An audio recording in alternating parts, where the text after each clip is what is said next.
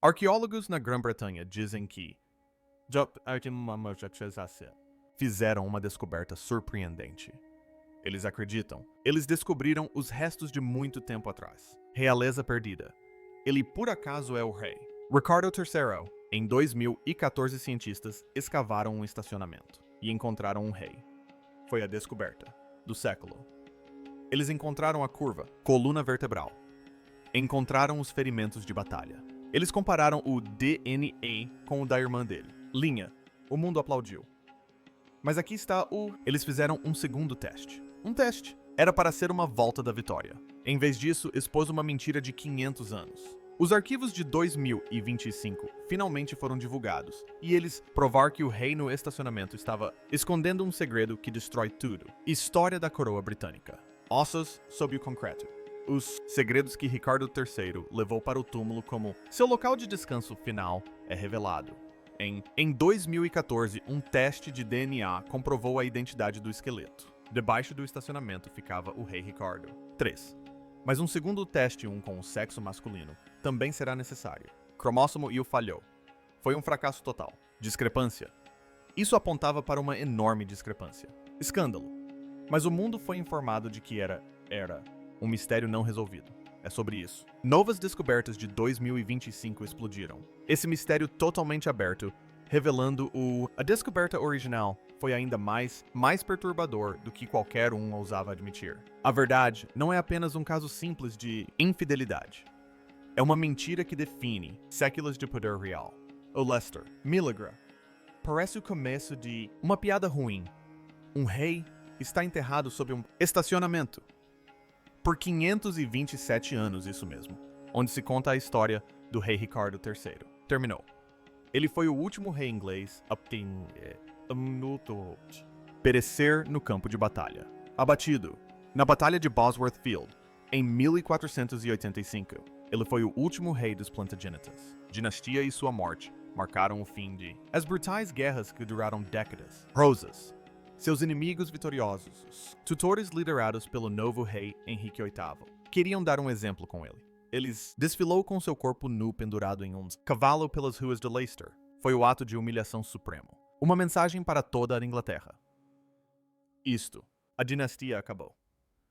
Depois disso, ele recebeu um enterro simples em um local simples, túmulo em uma igreja, conhecida como Greyfriars. Mas eis a questão. A história segue em frente. Apenas algumas décadas depois, durante a reforma, a igreja foi demolida. Suas pedras foram removidas. Sua terra foi vendido pavimentado e reutilizado. Dentro de algumas gerações, a localização do túmulo do rei foi perdida. Simplesmente desapareceu. Surgiu uma lenda, alegando que seus ossos foram desenterrados por uma multidão e foi atirado no rio próximo. Ele era para todos os efeitos, completamente esquecido pela história. Lembrado, principalmente, como o vilão monstruoso e deformado, na famosa peça de Shakespeare. Isso é até que uma roteirista chamada Philippa Langley teve um pressentimento. Ela ficou obcecada, com Richard não como o monstro, mas como o homem. Ela sentiu o histórico. As contas não passavam de tutor. Propaganda. Ela passou anos debruçada sobre mapas antigos e empoeirados, tentando sobrepor a cidade antiga de Leicester com a moderna. Sua pesquisa continuava apontando para um local nada digno. Um lugar monótono. Estacionamento asfaltado da prefeitura. Muito. Parece loucura, né? Todo mundo. Achei que fosse uma fantasia, um desperdício total de tempo e dinheiro.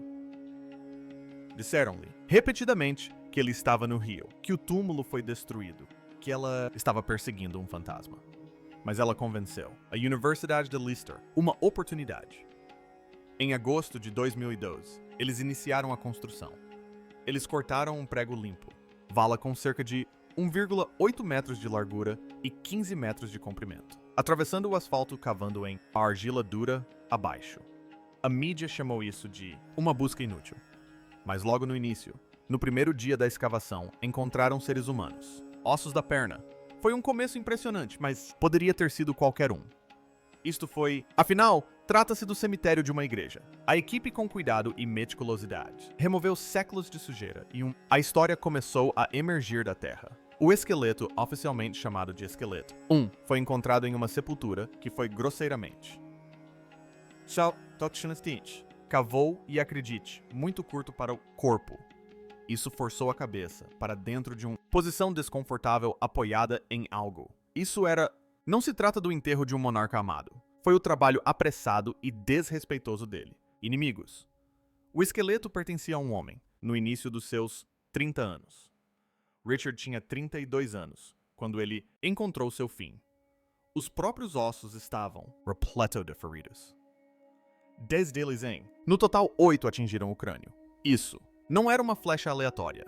Isso sugeria ataque pessoal brutal após seu capacete. Foi perdido ou removido no caos de batalha.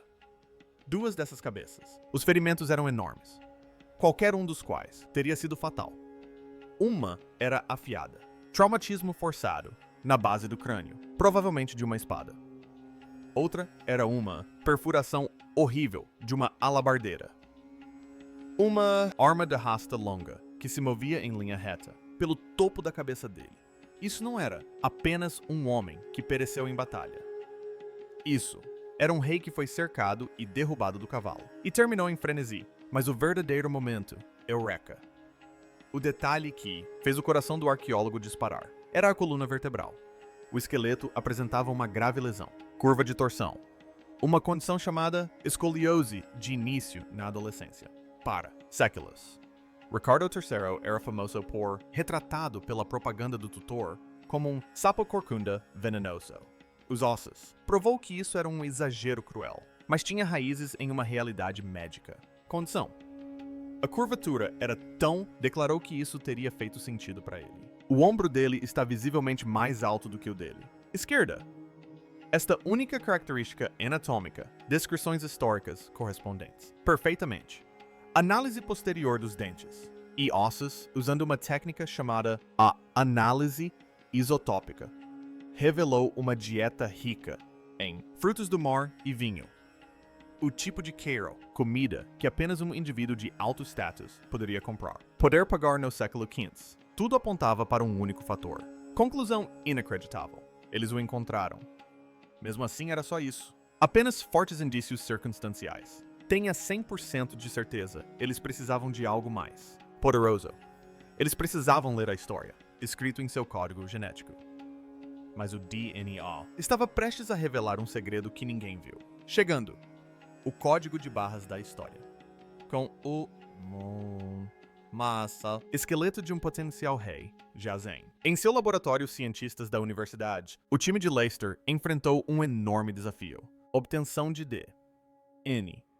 A utilizável a partir de ossos que possuem. Estar enterrado há mais de 500 anos é incrivelmente difícil. E isso é, para dizer o mínimo, o DNA antigo se degrada. Com o tempo, ele se estilhaça, quebrando-se em pequenos pedaços fragmentados como um tesouro inestimável. Vaso caiu no chão de concreto. Até mesmo, pior ainda, é facilmente contaminado pelo DNA de todos que o manipulam. Nós somos falando de uma única célula da pele. Um espirro ou um fio de cabelo perdido de um arqueólogo. Uma equipe liderada pelo geneticista Dr. Tur King tinha trabalhar em sala limpa e estéril. Condições. Eles usavam proteção completa. Equipamentos parecendo mais com os de astronautas do que historiadores. Eles investigaram cuidadosamente o dente do rei em um osso denso da perna, o fêmur. Estes são os melhores lugares para encontrar material genético preservado e bloqueado, longe dos elementos. O objetivo deles era simples. Encontre um parente vivo e veja se o DNA correspondesse. Então aqui está o negócio. A maior parte do nosso DNA a coisa, que decide a cor dos nossos olhos e a nossa altura fica alterado em cada geração. É uma mistura da mãe e do pai, e das mães deles, e pais. É inútil para rastrear uma linha específica ao longo dos séculos. Mas lá, existem 2 exceções. A primeira é DNA mitochondrial e o mtDNA. O que a maioria das pessoas não percebe é que o mtDNA é transmitido apenas pela mãe, para todos os seus filhos. O mtDNA é do seu pai, para com ele.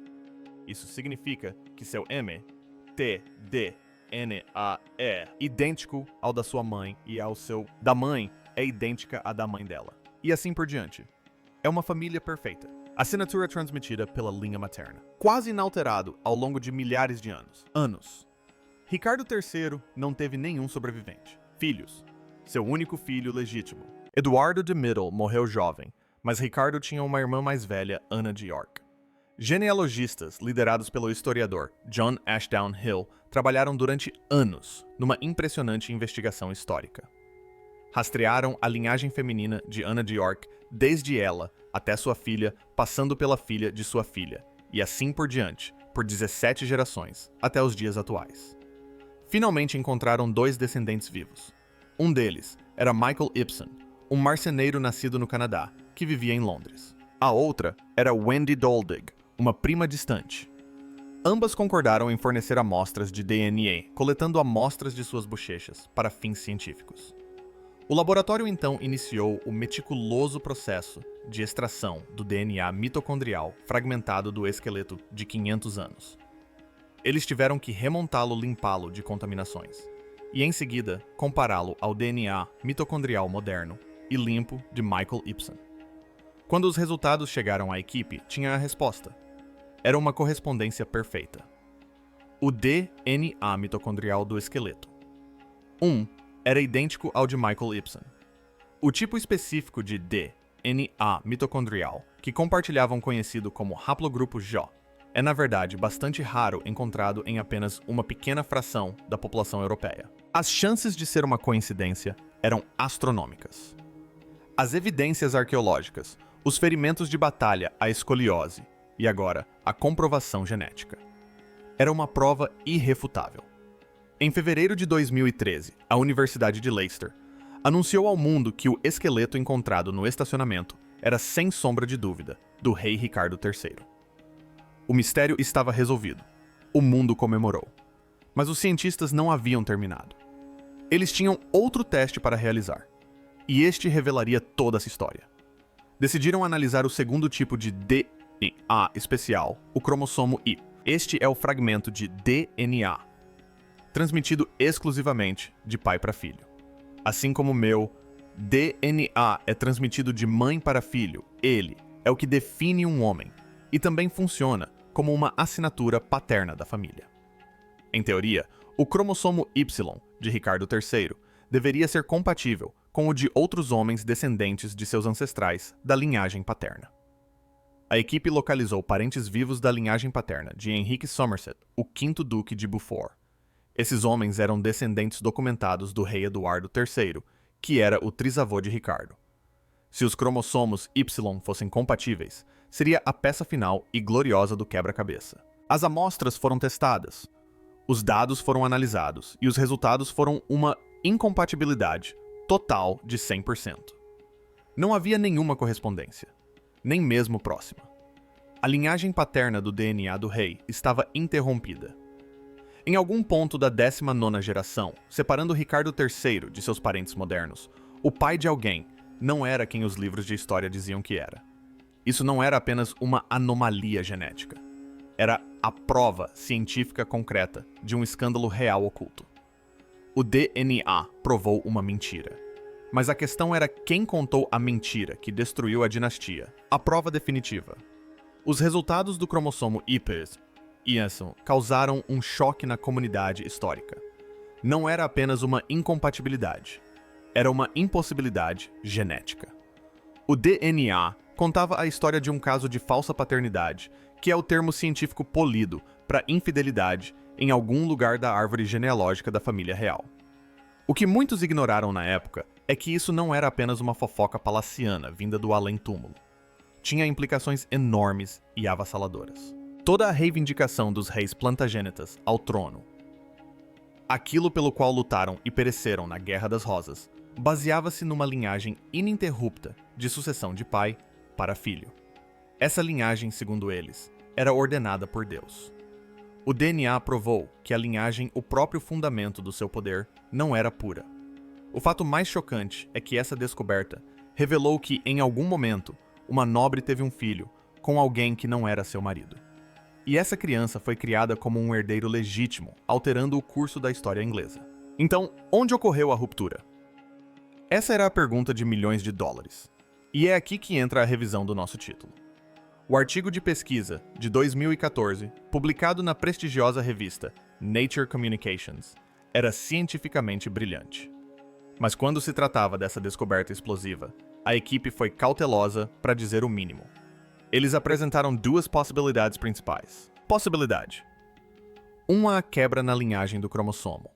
Isso nos ocorreu após Ricardo III, ou seja, em algum ponto da longa linhagem de 500 anos, dos descendentes de Somerset, os atuais duques de Beaufort. Essa era a explicação mais plausível. Isso significaria que a linhagem do próprio Ricardo era legítima, mas que uma das linhagens do Somerset mais adiante não o era. Seria um escândalo menor para uma família nobre, mas não reescreveria a história da coroa. Seria apenas uma nota de rodapé histórica. Mas havia então uma segunda possibilidade a explosiva. A ruptura ocorreu antes de Ricardo III. Isso significaria que Ricardo e seus irmãos, incluindo o rei Eduardo IV, ou seu pai, não eram filhos biológicos de seus supostos pais. Se isso fosse verdade, significaria que o próprio Ricardo III não tinha direito legítimo ao trono pelo qual lutou e morreu. E tem mais significaria também que seu irmão, o rei Eduardo IV pai, dos famosos príncipes da Torre de Londres, também era ilegítimo. Isso transformaria toda a Guerra das Rosas em um brutal conflito de 30 anos, sobre qual família detinha a verdadeira linhagem, uma luta baseada em uma completa mentira genética. Toda a casa de York, que reivindicava o trono com base nessa linhagem paterna, não teria direito algum. A equipe de 2014, liderada pelo Dr. Turk King, apresentou ambas as possibilidades com igual importância. Eles concluíram que a ruptura poderia ter ocorrido em qualquer ponto das 19 gerações. Não conseguiram precisar o momento exato. Naquela época, a ciência não era avançada o suficiente para determinar qual cromossomo Y era o verdadeiro e qual era o fragmentado. Ao serem tão cautelosos, eles efetivamente minimizaram o impacto da descoberta. Suavizaram o golpe. Enterraram a informação principal. O que a maioria das pessoas não percebe é que essa imprecisão permitiu que o mundo se concentrasse na boa notícia. Encontramos o rei e tratasse a discrepância no cromossomo. E, como uma curiosidade insolúvel, era simplesmente explosivo demais. Questionava a legitimidade de toda a dinastia York e, por extensão, da dinastia Tudor, que a sucedeu. As implicações eram tão vastas, tão perturbadoras, que a comunidade científica simplesmente deixou o assunto de lado. Todos estavam obcecados com o fato de a ciência moderna ter encontrado um rei. Mas o que eles não perceberam foi que a mesma ciência também havia provado que ele não era rei. Pelo menos não pelas regras pelas quais ele próprio viveu e morreu. A verdade é que esses casos de falsa paternidade não são raros. Estudos genéticos modernos estimam que ocorram em cerca de 1 a 2% dos nascimentos por geração. Ao longo de 500 anos e 19 gerações, a probabilidade de pelo menos um desses eventos ocorrer torna-se muito, muito alta. Mas esta não era uma família qualquer. Era a família real, onde a legitimidade era tudo. Essa descoberta acrescenta uma camada de deliciosa ironia à história de Ricardo. Sua própria reivindicação ao trono baseava-se na declaração de ilegitimidade de seus sobrinhos, os príncipes da Torre. E agora seu próprio DNA revelou que todo o conceito era falho desde o início. Por 10 anos, essa foi a situação até agora. O rumor de 500 anos foi confirmado. Durante uma década, o escândalo real foi o caso arquivado mais aguardado da história. Os dados permaneceram lá, uma bomba relógio, apenas esperando que a tecnologia os alcançasse. E em 2025 finalmente aconteceu. Uma nova equipe independente da Universidade de Leicester, trabalhando com geneticistas de Harvard e do Instituto Max Planck, lançou o projeto de reanálise genômica da linhagem real. Eles não estavam apenas reanalisando os ossos de Richard. Eles iriam identificar a fratura de uma vez por todas. A tecnologia que usaram era ficção científica em comparação com 2014. Utilizaram novos métodos de sequenciamento de longo alcance, que conseguem ler cadeias enormes e intactas de DNA em vez de apenas os minúsculos fragmentos quebrados de antes. Também usaram análises proteômicas avançadas que estudam as proteínas ancestrais nos ossos e um novo mapeamento epigenético, que pode revelar características da vida de uma pessoa. Então, aqui está o problema. A nova equipe precisava de mais dados. O cromossomo Y de Ricardo era Y. O cromossomo Y do Somerset moderno era Y. Eles eram diferentes. A equipe original não sabia qual era a verdadeira linhagem Plantagenata. Para resolver isso, a nova equipe precisava de outro parente antigo indiscutível da linhagem masculina. Eles precisavam de uma amostra de controle. Conseguiram permissão da Abadia de Westminster para coletar uma minúscula amostra microscópica do túmulo de João de Gaunt, Duque de Lancaster. João de Gaunt era filho do rei Eduardo III e tio de Ricardo II. Crucialmente, ele viveu e morreu antes que a suspeita quebra na linhagem pudesse ter ocorrido. Seu DNA seria a Pedra de Roseta. A equipe também realizou uma análise muito mais profunda e complexa dos descendentes vivos de Somerset, rastreando seu cromossomo e calço geração por geração, procurando por qualquer sinal de interrupção. Os resultados foram surpreendentes. Primeiro, a análise detalhada da família Somerset moderna provou com 99,9% de certeza que sua linhagem do cromossomo XY permaneceu ininterrupta até o século XV. Isso tornou a primeira possibilidade a explicação mais segura praticamente impossível. A ruptura não ocorreu no lado da família deles. Então, a equipe testou a nova amostra antiga de João de Gaunt. O computador processou os dados e vejam só o cromossomo. Y dele era perfeitamente compatível com o dos Somersets modernos. O mais incrível é que essa foi a prova definitiva. Provou que a linhagem Somerset era a verdadeira linhagem paterna original dos Plantagenetas. Portanto, o cromossomo Y, diferente aquele que não correspondia, era de Ricardo III. A ruptura deve ter ocorrido na árvore genealógica imediata de Ricardo. O novo estudo de 2025 não apenas sugeriu isso, como comprovou. O caso da falsa paternidade ocorreu entre o avô de Ricardo, Ricardo Conde de Cambridge, e o próprio Ricardo. Os holofotes da história agora se voltaram com intensidade para uma única pessoa. Ricardo Duque de York, pai de Ricardo III. E os novos dados sugerem que sua mãe escondia um segredo que mudaria o mundo. O falso pai. E de repente um rumor de 500 anos fez sentido. Durante a Guerra das Rosas, inimigos da Casa de York espalharam um boato perverso alegando que Ricardo Duque de York não era filho do Conde de Cambridge. Alegaram que sua mãe, Cecily Neville, teve um caso enquanto o marido estava na guerra. Chegaram a mencionar o suposto pai, um belo arqueiro inglês chamado Bulbourne. Na época, isso foi descartado como difamação política. Era apenas uma história maldosa para enfraquecer a reivindicação dos York Coos. Mas a análise de DNA de 2025 prova que o boato era muito provavelmente verdadeiro. Ricardo Duque de York, o homem que iniciou a Guerra das Rosas, ao afirmar que seu sangue era mais puro que o dos reis, era ilegítimo. Isso muda a história de mais de um rei. Reescreve toda a dinastia. O fim da linhagem. Então vamos conversar sobre isso de forma simples e direta. Sem jargões acadêmicos, complexos, sem linguagem rebuscada de livros didáticos. Vamos apenas sentar e processar o que tudo isso significa. Porque se você está assistindo a isso, provavelmente está se fazendo as mesmas perguntas que nós. Será que tudo isso não passa de especulação? Será que é só mais um cenário hipotético? Será que aconteceu da noite para o dia? Será que estamos perdendo algum detalhe crucial? Você está se perguntando se isso é apenas mais uma teoria da conspiração criada em algum fórum da internet madrugada. A questão é que isso não é mais especulação. E essa é a parte assustadora. O estudo de 2025 que foi divulgado não era uma teoria. Não era uma sugestão. Não era uma possibilidade fascinante. Eram dados genéticos concretos frios e decepcionantes. Esta é a verdade final sem rodeios. Esta é a verdade tão perturbadora, tão devastadora, que o estudo de 2014 teve que contorná-la. Você se lembra que em 2014, quando o corpo de Ricardo III foi encontrado, os cientistas insinuaram uma complicação. Eles notaram uma quebra na linhagem do cromossomo Y em algum lugar. Fizeram parecer um pequeno erro administrativo, um erro de digitação genealógico perdido no tempo. Sugeriram que poderia ter acontecido em qualquer ponto de 19 gerações. tornaram a situação aceitável. Tornaram-na segura. Mas o estudo de 2025, essa era a versão sem censura. Essa era a versão do diretor. Essa era a versão que eles tinham medo de publicar uma década atrás. Esse estudo não apenas encontrou uma quebra, ele identificou a quebra com precisão. E as implicações são impressionantes.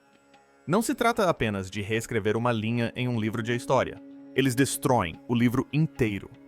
A mentira que construiu uma dinastia. Eis a revelação bombástica. Simples assim.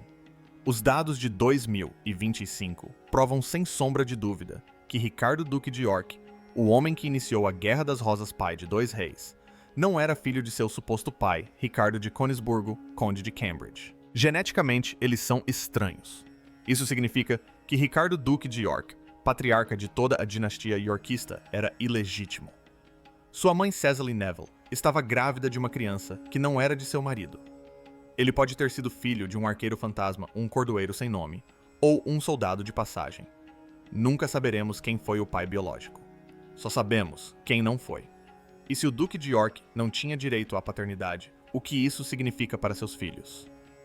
Significa que seu filho, o rei Eduardo IV, o belo, popular e carismático rei guerreiro que partiu para a batalha e tomou o trono, não tinha absolutamente nenhum direito genético a ele. Zero. Nenhum. Isso significa os filhos de Eduardo. Os príncipes trágicos da torre. Os dois garotinhos que foram trancados e desapareceram da história. De um ponto de vista puramente genético e legal, eles eram herdeiros ilegítimos. A chantagem do tutor. Historiadores e pesquisadores agora são forçados a fazer novas perguntas hipotéticas. E essas perguntas parecem saídas de uma novela, mas agora são assustadoramente plausíveis. Vejamos a teoria de que Cecily Neville foi o mentor. E se a mãe de Ricardo Duque de York, a famosa e bela Cecily Neville, a Rosa de Rabi, soubesse que seu filho era ilegítimo? A versão oficial conta que seu marido, o Conde de Cambridge, estava em campanha militar, enquanto ela, convenientemente, dava à luz um filho saudável, Ricardo. Mas e se tudo isso fosse uma farsa calculada desde o início? E se ela tivesse fingido o parto completamente? Esses novos dados tornam uma teoria marginal repentinamente popular a teoria do berço camponês. E se o marido estivesse ausente e ela desesperada para garantir a linhagem dele, e mais importante, seu próprio poder e sobrevivência, simplesmente adotasse uma criança? E se ela trocasse o bebê por um saudável filho de um camponês ou servo local, o fizesse passar por seu próprio filho e o criasse como herdeiro? Nesta versão, Cecily Neville não é uma vítima passiva do destino, nem uma simples adúltera. Ela é uma estrategista política calculista, uma Cersei Lannister medieval, que entendia que no Jogo dos Tronos, ou você vence ou é descartado. Esta nova evidência pinta um retrato aterrador de uma mulher que pode ter sozinha preparado o terreno para toda a guerra, com uma única mentira desesperada. Aqui está outra teoria, a teoria do bastardo duplo. E se o rei Eduardo IV, o filho grande, bonito e mulherengo do Duque de York ilegítimo, soubesse? E se ele soubesse, no fundo, que toda a sua reivindicação era construída sobre areia movediça? Pense nisso.